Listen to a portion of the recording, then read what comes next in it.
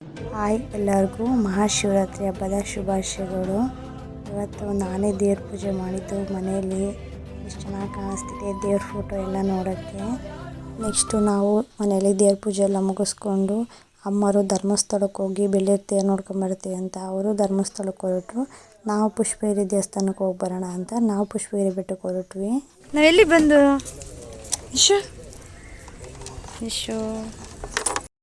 ನಮ್ಮ ಮನೆಯವರು ಈ ವರ್ಷವೂ ಪಾದಯಾತ್ರೆ ಹೋಗಿದ್ರು. ಅವ್ರಿಗೆ ಯಾಕೋ ಸ್ವಲ್ಪ ಕಾಲು ನೋವಾಗಿತ್ತು. ಅವ್ರು ಈ ಸಲ ಬೆಳ್ಳಿ ತೇರು ನೋಡೋಕ್ಕೆ ಉಳ್ಕೊಳ್ಳಿಲ್ಲ. ಧರ್ಮಸ್ಥಳದಲ್ಲಿ ರಿಟರ್ನ್ ಮನೆಗೆ ವಾಪಸ್ ಬಂದರು. ಇಲ್ಲಿ ಬರೋ, ಇಲ್ಲಿ ನಿಶು ಕಾಯಿ ಹುಡ್ಕೊಂಬೇಕು, ಬಾ ಕಾಯಿ ಹುಡ್ಕೊಂಬೇಕು. ಹಾಂ, ಮುಂದೆ ನಡಿ ಬೇಗ.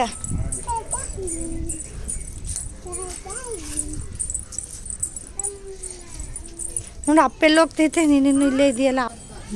ಮೊದಲಿಗೆ ನಾವು ಗಣಪತಿ ದೇವಸ್ಥಾನದಲ್ಲಿ ಪೂಜೆ ಮಾಡಿಕೊಂಡು ಅಲ್ಲಿಂದ ದೇವಸ್ಥಾನದಕ್ಕೆ ಹೋಗೋಣ ಅಂತ ಹೋಗ್ತಾ ಇದ್ದೀವಿ. ಮಲ್ಲಿಕಾರ್ಜುನ ಸ್ವಾಮಿಗೆ ತುಂಬ ಚೆನ್ನಾಗಿ ಅಲಂಕಾರ ಮಾಡಿದ್ರು. ನಮಸ್ತೆ ಮೇಡಮ್, ನಮಸ್ತೆ ಮೇಡಮ್.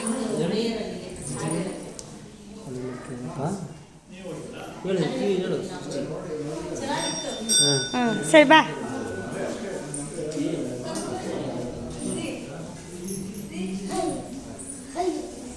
ಬರ್ರಿ ಬರ್ರಿ,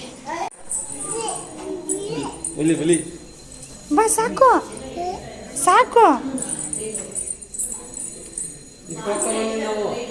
ಹಿಡ್ಕೊಂಡು ಹೋಗ್ತಾರೆ ಈಗ. ಹಾಂ,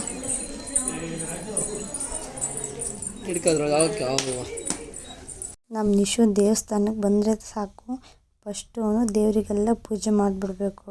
ಇಲ್ಲ ಗಂಧ ಕಡ್ಡಿ ಕೊಡಲಿಲ್ಲ ಅಂದರೆ ಅಮ್ಮ ಅದು ಕೊಡು ಅಂತ ಕೇಳ್ತಾನೆ ಇರ್ತಾನೆ. ಗಂಧ ಕಡ್ಡಿ ಕೊಡ್ತು ಅಂದರೆ ಅವನ ಪಾಡಿಗೆ ಅವನ ದೇವರಿಗೆಲ್ಲ ಪೂಜೆ ಮಾಡ್ಕೊಂಡು ಬರ್ತಾ ಇರ್ತಾನೆ.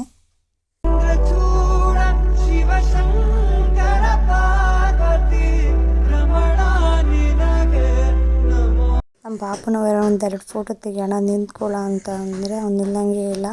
ಐಸ್ ಕ್ರೀಮ್ ಬ್ಯಾನರ್ ನೋಡಿದ ತಕ್ಷಣ ನಮ್ಮನ್ನು ಸಹ ಬಿಟ್ಟು ಓಡ್ತಿದ್ದ. ಅಪ್ಪ ಬಾ ಬಾ ಕೊಡಿಸು ಅಂತ ಕೇಳ್ತಿದ್ದ. ಅವರಪ್ಪ ರಿಟರ್ನ್ ಬರ್ಬೇಕಾದ್ರೆ ಕೊಡಿಸ್ತೀನಿ ಬಾ ಅಂತ ಕರ್ಕೊಂಡು ಹೋದ್ವಿ.